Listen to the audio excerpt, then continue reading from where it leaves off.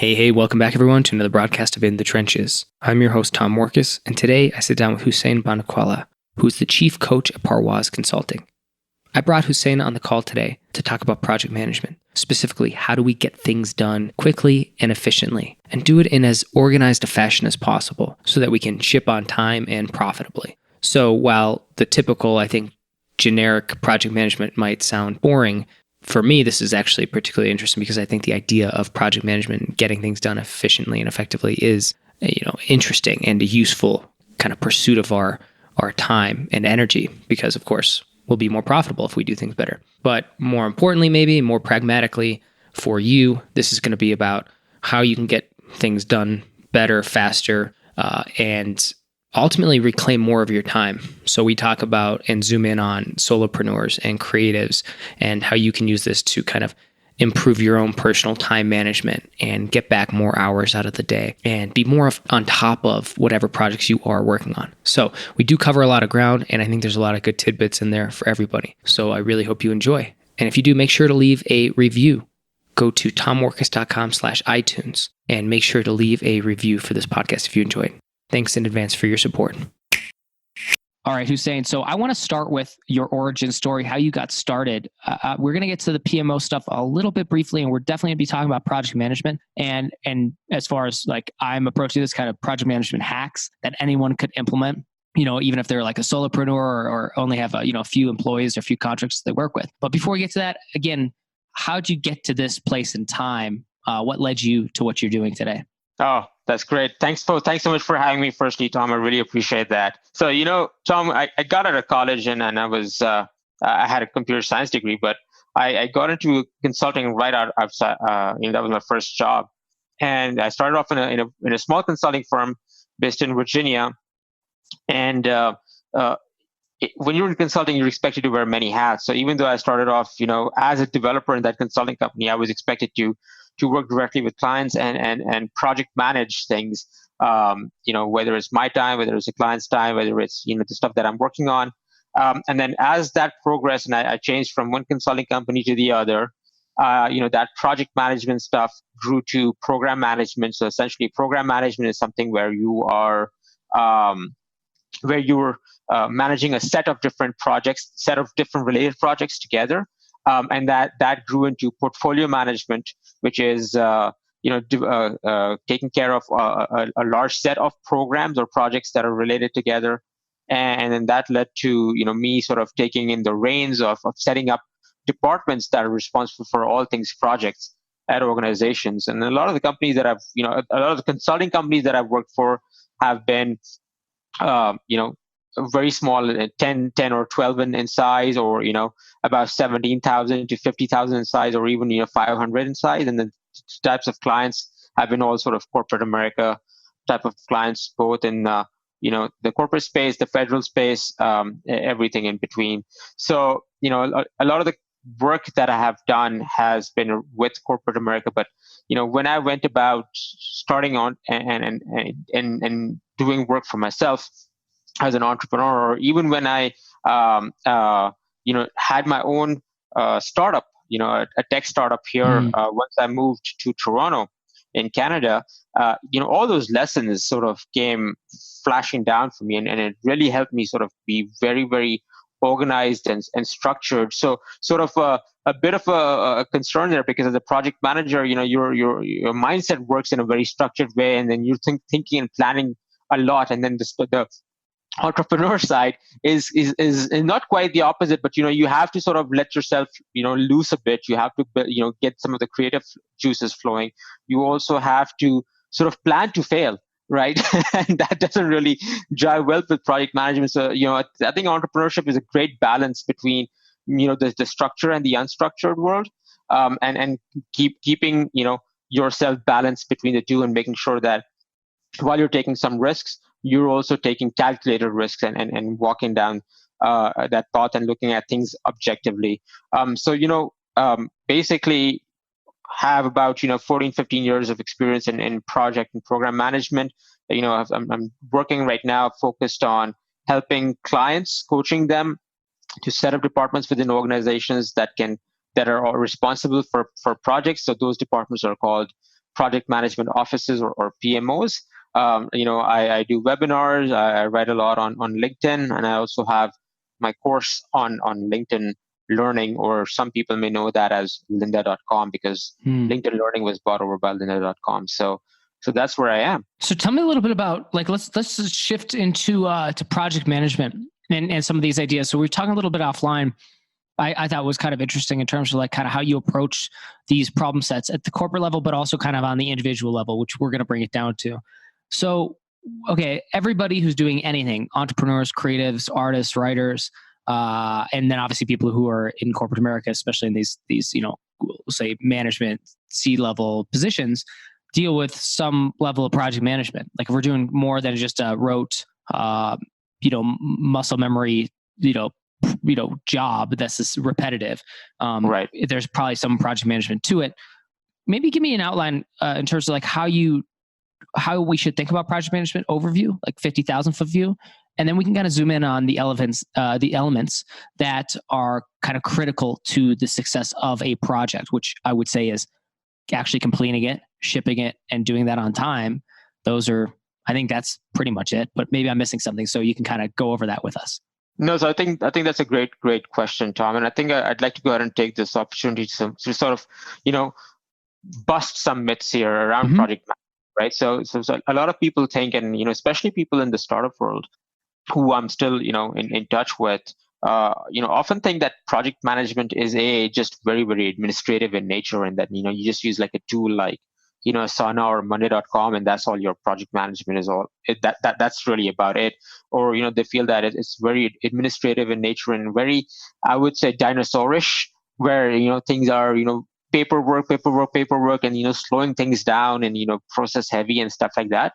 But really, project management is anything that you want to make out of it to keep yourself organized. So as a definition, a project is anything that has a start date, an end date, and a defined outcome or a service or a result, right?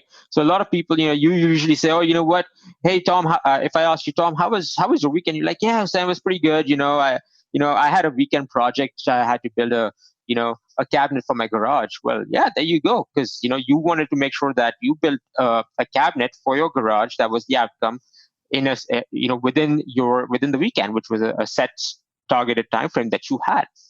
Similarly, writing a course, launching a business, writing a book, creating a podcast, developing a new business model, whatever it is, those are little initiatives that are, part of your daily lives, part of your, both your personal and professional lives, that are mini projects, if you will, that you have to take care of. And, intuitively, you know that, oh yeah, I have to do them, get them done by a certain time, and you go ahead and do them without calling it a project or thinking of it as an administrative thing. But that is something that you have to do, and the way you do it could be different from the way I do it, Tom. Right? So the process to get you there is up to you completely, and what level of comfort you want to go ahead and make that happen. So let me go ahead and give you another example. So. If I need to go get groceries done, I'll go ahead and take out my pencil, take out a paper, or even take out my phone, start typing in exactly what I want. Right? My wife just goes out there into the store, and she walks down the aisles. Oh yeah, I need 2 of these. I need 1 of these. I need 3 of these. And we come back and we have the same results. Right? So she prefers to just go and take it, go with the flow on that. I prefer to have a completely written down list, because I know I'm going to forget something. And when I go out to the aisle, I'm going to start keep on marking those down. But that's my process. I'm more comfortable with that. And so how you manage, the outcomes and the process is totally up to you. And another way of thinking about it is, it's sort of glorified babysitting, right? You want to make sure the babies are calm, and they're happy, they're properly fed. And this is sort of more in conjunction with when you're dealing with other people, right? So if you want to make other people happy when it comes to projects, or you're doing something for someone else, or you have a team that you need to keep an eye on and make sure that you're managing them, it's essentially trying to juggle different balls and keeping people happy at the same time. And that's what your project management is all about. So let me ask this question, just kind of kick it off then. If that's the case, like, is it also true then that some people don't need a system or don't need like a framework, and they can just like, they're the kind of people who can just kind of go and get something done? And is it also then just true that like some people do for sure need a system and a process to get things done?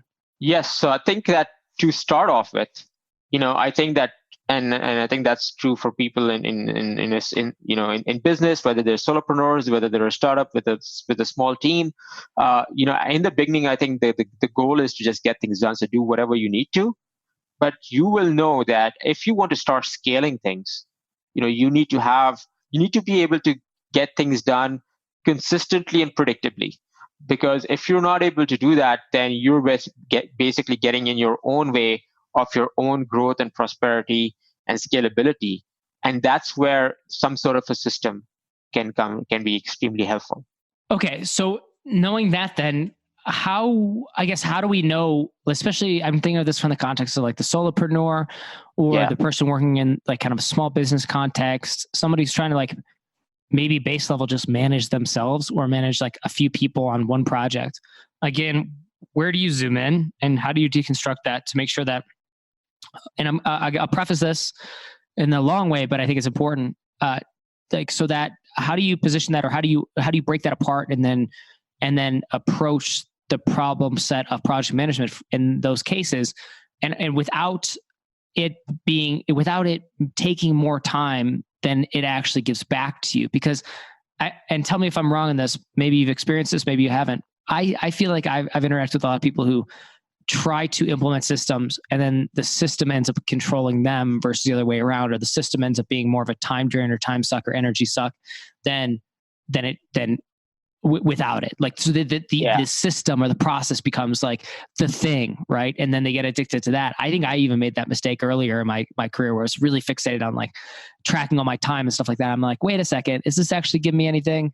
It's a long way to broad question. And I guess there's kind of two parts to it, but I'll just let you take it from there. Tell me your thoughts on that. Yeah. So, I mean, if you think of just project management in general, Tom, I mean, if I look at the different phases of a project, the first phase is initiation, right? Do I want to do this or not? That's one. The second phase is planning. Okay, if I want to do this, how will I go about doing it? The third phase is design, and that's more along the lines of like say developing a software. But even if you're developing like a business or a system for yourself to control things, how would you go about doing that? The fourth phase is the execution. And the fifth phase is testing, and sixth phase is launch, right? Now, I can literally go ahead and bring this down to initiation, plan, and execution, right? Now, if I need to, and let me also give you some examples from corporate America, right?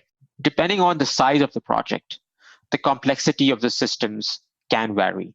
Right. So, for instance, if I have a project that is, let's say 2 weeks long or the budget is just $50,000 versus a project that's, 50 weeks long and requires $500,000 of budget versus, a $30 million program, which is over a couple of years long, the amount of planning required for each of them, the amount of due diligence required for each of them, the amount of control and approvals required for each of them will vary tremendously. And I think that's something that as solopreneurs, you need to keep into account as you are managing yourself. So yeah, sure, you can go ahead and figure out how much time you spend on some stuff as a self-audit. But I think depending on where you are, you might as well not do that on a weekly basis, but maybe just do cross checks or gut checks on a monthly level. The biggest thing that I would suggest to them is, when you're figuring out what you want to do, what your project is, when it comes to managing the team, be crystal clear on when you want to get that done by, what does success look like for you, and if you have a team that's going to be helping you out with them, then what is important is to figure out who is responsible for doing what. And if there is a dependency on somebody's tasks. So for instance, Tom, if you're doing tasks A, B, and C, and if I'm doing tasks D, E, and F, and I know that I can't I can't get started with my task F until you're done with your task B, then we both know about it. I think having that level of planning and then communicating on a regular basis, that can lead to a massive success. If we can just work on silos and we were like, okay, you know what, I'll just let you know whenever I'm done. It doesn't work that way. So I think having that in place. So again, just to quickly outline, know what success looks like.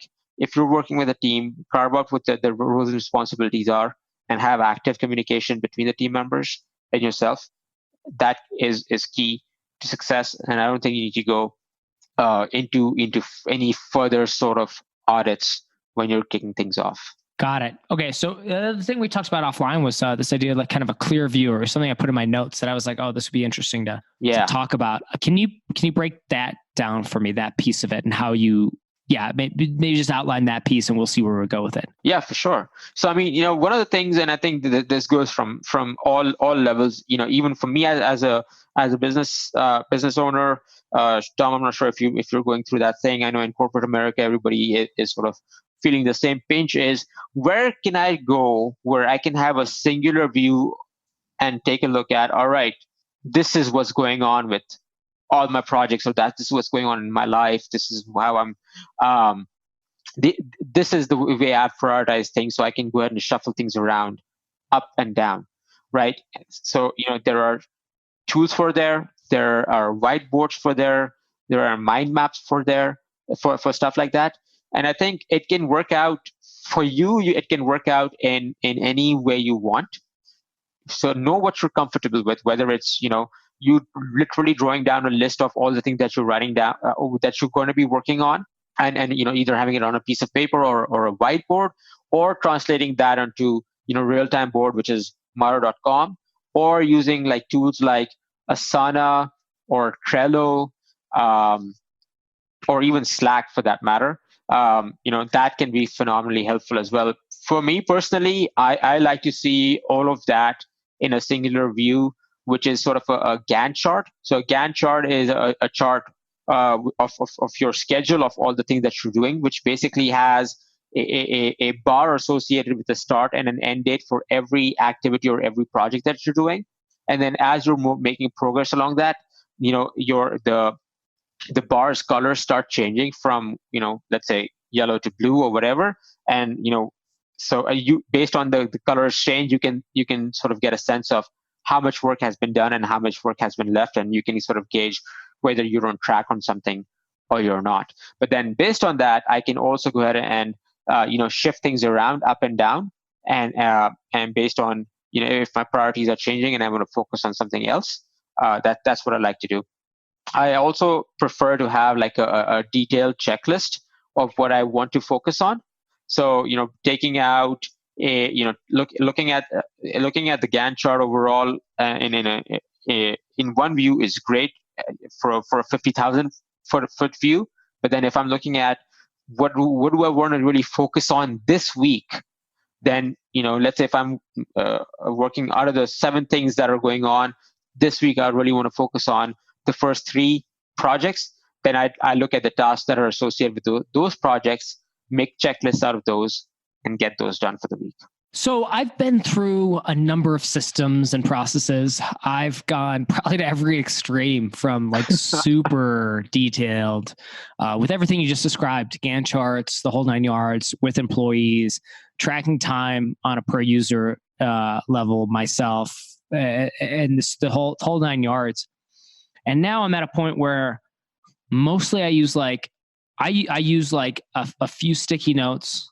I use my phone like notepad to just write down things I have to do immediately, and then my calendar, which is strange because I used to be like everything was inside Basecamp, and I still use Basecamp, but I'm actually like pretty. I don't know. I don't do as much detailed planning anymore. Maybe that's just like the nature of where I'm at in my life. But I guess what I'm wondering is like, do you find that that's the case? Like I'm asking because I've gotten drawn into I'm a big fan of efficiency, and I'm a big fan of like the personal hacking type stuff, like biohacking, improving and getting things done faster and quicker. And ultimately, that's always been what the issue is for me. It's like I have a lot of things to do. I just got to get them done.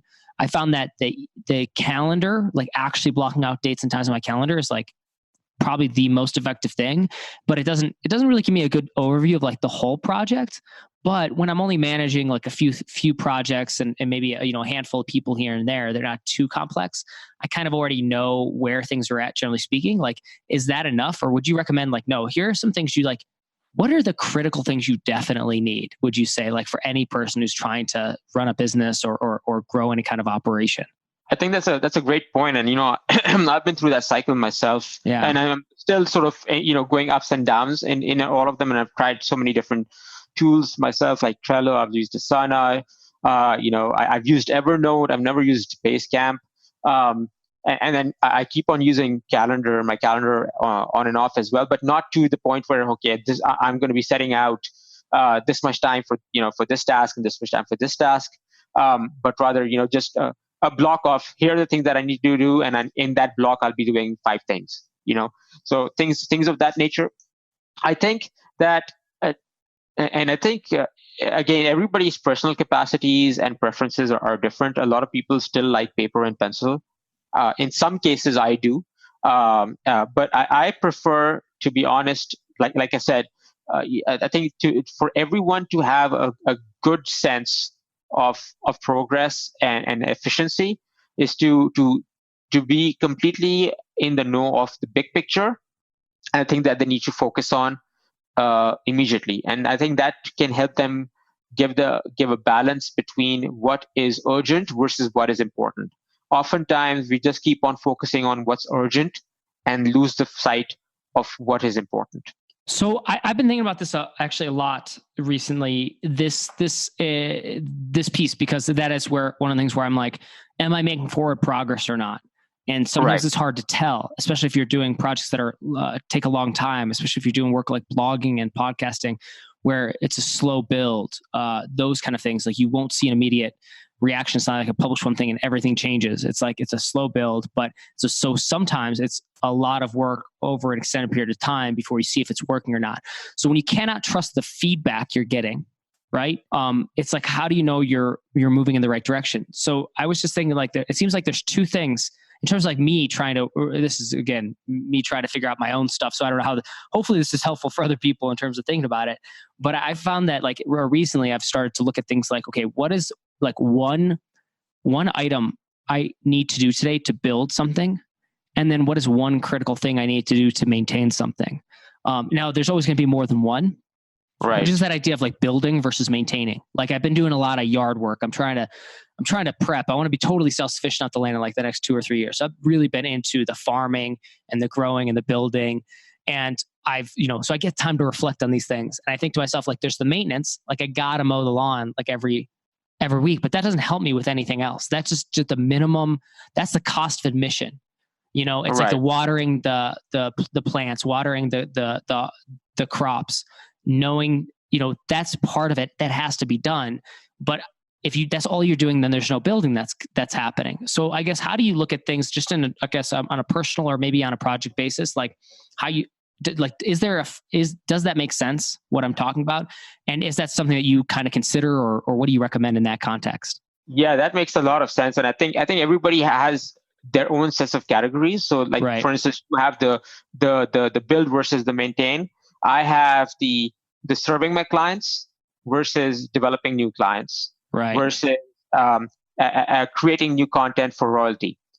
Right. So I enjoy creating content a lot. And whether that's for marketing purposes, whether it's to, create courses that I get royalties out of, whether it's, thinking about writing a book or creating a podcast, that's content. So that's one bucket for me. The other bucket is, serving my existing clients. So I have to, de facto have some time for that. And then bucket number 3 is, how do I get more clients?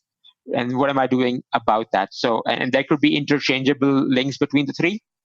So for instance, if I'm creating some content that could drive in content marketing towards getting new clients, Or if I'm serving existing clients, maybe through testimonials or referrals, I get new clients. So it's about having those buckets, and then to your point, have weekly targets of where you want to go towards, and then some of these buckets and all the work that's going on in these buckets will are most likely going to take more than a week, right? So you want to target yourself as to when you want to reach certain milestones by. So, again, what does success look like for you? So, for instance, if I was to go ahead and create a course, I want to go ahead and get a course published by the end of October. What does that mean? Working yourself backwards towards it. So, I think working backwards is something that's phenomenal. Worked phenomenally for me, and also the reason why putting a date to something, Tom, works so well, because otherwise all you're doing is dreaming, right? So I think there's this quote that keeps on going out is, you put a date to something, your dream becomes a goal. You put tasks and action items associated to it, then that becomes a reality, right? So you dream of something, you put a date next to it, you figure out what you want to do to get to it, and then you keep on acting on it. And like you said, there are certain things that will take a lot longer to getting that done and seeing the results out of it. And I think the key there is consistency. And I think with project management in general, having some sort of consistency, giving you the tools to hold yourself accountable, and making sure that you're not going haywire all over the place, because this is something that happens to me all the time. Is if I see something on LinkedIn, or if I come across an article or a blog post that has some sort of a tactic or a strategy, I just go ahead and start trying that out instead of sticking to my plans. And sometimes, yes, some creativity, short hacks here and there can help, but you have to keep sight on your longer term vision and goals, and that structure, whether again it's in a notepad somewhere, it's on a whiteboard somewhere, it's in a tool somewhere, can really help you with. So define your categories, figure out what you want to do, put a date next to it, break it down into tasks, and then start following it. I love it. Well, I mean, I think that's a good place for us to wrap up, because I want to be respectful of your time. Hussain, this has been really, really interesting and useful for people who are interested in learning more about what you do, connect with you. Maybe they're even interested in the PMO route as well, or just any type of your advice on the project management side of things. Where should they go, and how should they reach out and connect with you? Yes, Tom. They can go to my site, parwaazcc.com. That's PARWAAZCC.com, or they can just write directly to me at Hussain, HUSSAIN, at parwaazcc.com. That's PARWAAZCC.com, or just search for Hussain Bandukwala on LinkedIn, and you'll find me as a guy who's writing and talking about PMOs and is a LinkedIn learning author. I love it. Well, Hussain, thank you so much for being on In the Trenches. I encourage everybody to go check out his work. And yeah, man, it's a real pleasure. It's always fun catching up with you. Thanks so much for having me, Tom. I had a great time. Are you trying to grow your online business, but struggling to get new customers consistently and predictably? Are you tired of working nonstop only to see your income plateau? Are you ready to step off the hustle hamster wheel, as I call it, and step onto a path of predictable profit that you can scale as much or as little as you want? Don't worry, you're not alone. I've been there. When I first got started, I didn't have a clue what I was doing. So I started reading blogs and listening to podcasts by people I respected and wanted to learn from. I slowly but surely put their recommendations into practice. But because I wanted to do it all myself, maybe you're something like that, right? And you love to do it by yourself, learn through trial and error. Well, bottom line is it took forever. Results were unpredictable when I was first getting started. I wasn't sure where to spend my time, money, and energy. And shiny penny syndrome got the best of me on more than one occasion. For many entrepreneurs, the amount I sacrificed, working literally nonstop in some cases in my spare time, and 12 and 14-hour days routinely after going full-time, combined with the endless fog of war, aka that uncertainty that I had to deal with at all times because I was going it alone, I think that would have been enough for most entrepreneurs to throw in the towel. But I was persistent, focused, and I stayed humble. Day after day, I worked to grow the traffic to my website, increase my list of subscribers, and generate a healthy living for my ebooks, e-courses, and other digital products. At least that was the goal. But maybe more important than the work was that I paid attention to what I was doing, including what worked and what didn't. Eventually, I discovered a predictable pattern of growth. And so what I did was I just doubled down on those things, and I scrapped or sidelined the other things that weren't working so well. Finally, 2 years after resigning my commission as a captain in the Army and going full-time on my online business front with my blog, with my podcast, etc., I replaced my income with digital product income. 2 years. And so if that's where it stopped, I would have been happy with it. I would have been happy with the results. I wouldn't have complained. I would have been very content just replacing my income. But the bottom line is it was so much work. I wanted to, see if it could go somewhere else, right? So I just kept doing what I was doing, but better, faster, and more effectively. Again, just kind of applying the same system that I discovered from seeing these patterns emerge, right? So I implemented it, I kept doing it. And eventually replacing my income turned into doubling my income. And then that turned into a little bit more and a little bit more. But not just that, it afforded me the freedom to dictate my day and also choose the projects I want to work on the schedule and on the timeline I want, and to work with the people I want to work with. And to me, that's like a whole new level of freedom, especially coming from the military. It's something I've never really had that level of complete autonomy until I became my own boss. I started my own business, and until it became profitable enough for me to start to take a step back and actually reap the rewards of it. Because it's not all just working. And I do believe it's hard work. And I'll always say that. Nothing about doing this stuff is easy. But at the same time, you've got to reap the rewards at some point and take some of that profit, even if you're just reinvesting it into new assets and things like that. Bottom line is, it can't just be work, right? Entrepreneurship and business is about that result that occurs, the value you've created and the profit, that piece of value that you've captured, okay? And you want to be able to reap the rewards of that profit, of that value, that little sliver of value that you get to capture, that you get to net, right? You want to be able to take advantage of that. Otherwise, the entrepreneurship game really does become just a grind. And for, I think, a lot of entrepreneurs, unfortunately, it becomes meaningless, and that's when they quit. Well, for me, I love this stuff. I really, truly do. I mean, it is my thing. And so that's why I didn't just stop where I was at. I've stayed committed to learning everything I can about all aspects of this online business world and this online marketing world. And I do this through real world application. In other words, I'm currently growing several online businesses, and I'm always putting my ideas to the test in real time with my own money, with my own time and energy, oftentimes with employees, a lot of some stuff more advanced, some stuff more simple, but so varying levels of complexity, and again, in different spaces, different niches. And I can say, bottom line, I've always loved the startup hustle, but I gotta say, it's nice to now be in a position where I can get big results with much less effort, thanks to having built the foundation of my business the right way.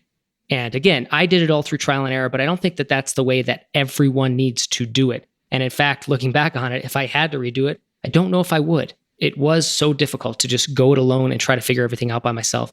So one of the things I've tried to do is give back with this podcast, with my blog, and with my newsletter. But maybe even more rewarding than any of this stuff, while I've enjoyed all of it, I think the thing that I'm enjoying the most, that I find most engaging and rewarding, is the premium business mastermind and coaching program I run called 100K Academy.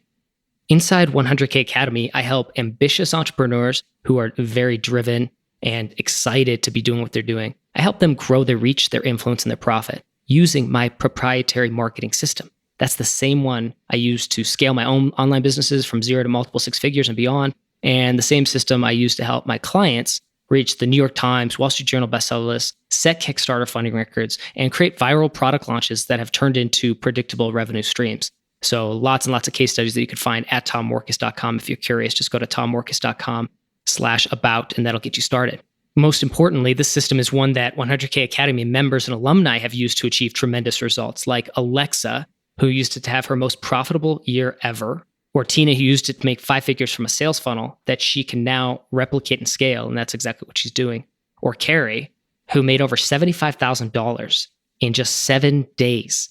And the crazy part about his story was that his online business was actually a side hustle up until that first profitable launch, which he has then been able to grow and scale. And he subsequently quit his job following that very successful week. And I think that that has been just a game changer for Carrie and the life he's living, the work he gets to do, and the impact he gets to make on the world because of the great work he's doing now, because he was able to figure out a system that would get him the targeted traffic, the subscribers, the sales to grow a profitable online business. Bottom line, if you want to grow your online business from 6 to 7 figures, but you flatlined or you're struggling, or you just want to be told what to do and when to do it and in what order, right? And you want a system that is predictable and scalable and isn't just, another shiny penny, but actually will fit right into your business. It plugs in and is something that you can truly grow. I want you to go to tommorkes.com/academy. That's tommorkes.com/academy. Academy is spelled ACADEMY. Go to tommorkes.com/academy, and you'll find a page on my website with more details about 100K Academy, the business mastermind coaching program I run, as well as instructions on what to do next. Again, that's tommorkes.com/academy. And if you're serious about growing your reach, influence, and profit, just follow the instructions and we'll be in touch, okay? Again, tommorkes.com/academy. Go ahead and head over there now. That's it.